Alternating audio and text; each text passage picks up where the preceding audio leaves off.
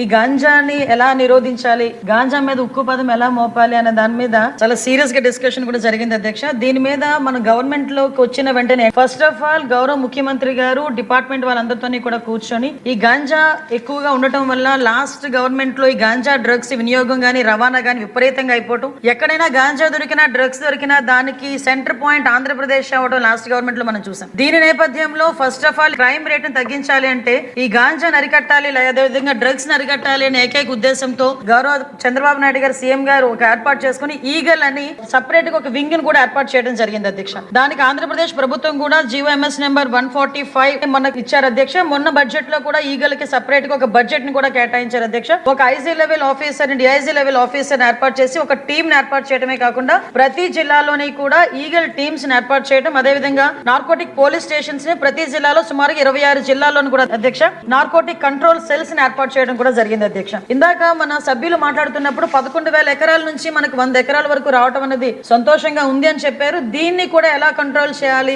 దానికి సంబంధించిన ప్రతి ఇన్ఫర్మేషన్ కూడా డిపార్ట్మెంట్ వాళ్ళ దగ్గర ఉంటుందని చెప్పారు అధ్యక్ష. అది ఉండటానికి నిజంగా ఒక 20 హాట్ స్పాట్లను కూడా ఈగల్ టీమ్ అదేవిధంగా డిపార్ట్మెంట్ వాళ్ళందరూ కూడా ఐడెంటిఫై చేశారు అధ్యక్ష. సుమారుగా మనం చూసుకుంటే అధ్యక్ష నెంబర్ ఆఫ్ విలేజెస్ చూసుకుంటే దగ్గర 7 విలేజెస్ లో అధ్యక్ష 375 అంటే మండలాల్లో 7 మండలాల్లో 375 విలేజెస్ లో ఈ హాట్ స్పాట్స్ గుర్తించి కల్టివేషన్ చేయకుండా తీసుకునే బాధ్యతను కూడా తీసుకున్నారు అధ్యక్ష. ఒక ఎగ్జాంపుల్ చెప్పాలి అధ్యక్ష, 359 ఫ్యామిలీస్ ఇందులోని గత కొన్ని సంవత్సరాలుగా వీళ్ళు హ్యాబిచువల్ అఫెండర్స్ అధ్యక్ష. కల్టివేషన్ చేస్తూనే ఉంటారు, ఎంతమంది చెప్పనేయండి ఎన్ని చేయనియండి వాళ్ళు అక్కడ కల్టివేషన్ చేస్తూనే ఉంటారనమాట. మన గవర్నమెంట్ వచ్చిన తర్వాత 359 ఫ్యామిలీస్ ని కూడా ఐడెంటిఫై చేసి వాళ్ళకి ఆల్టర్నేట్ క్రాప్స్ ఇచ్చి ఈ సంవత్సరం ఒక ప్లాంట్ కూడా వేసుకునే పరిస్థితి లేకుండా వాళ్ళని మోటివేట్ చేసుకుని వాళ్ళు మన కంట్రోల్లో పెట్టుకునే పరిస్థితి వచ్చింది అధ్యక్ష. దీనికి చెప్పేది ఏంటంటే ఏ రకంగా తగ్గించారు 11,000 ఎకరాల నుంచి 100 ఎకరాల వరకు అని చెప్పడానికి ఇది ఒక ఎగ్జాంపుల్ గా చెప్తున్నాం అధ్యక్ష. సుమారుగా ఈ గంజాయి సాగు చేసిన తర్వాత ట్రాన్స్పోర్టేషన్ కూడా చూసుకుంటే అధ్యక్ష మనకి మిగతా రాష్ట్రాల నుంచి ఈ మధ్య కాలంలో మనం గాంజా పట్టుకున్నాం అధ్యక్ష. దగ్గర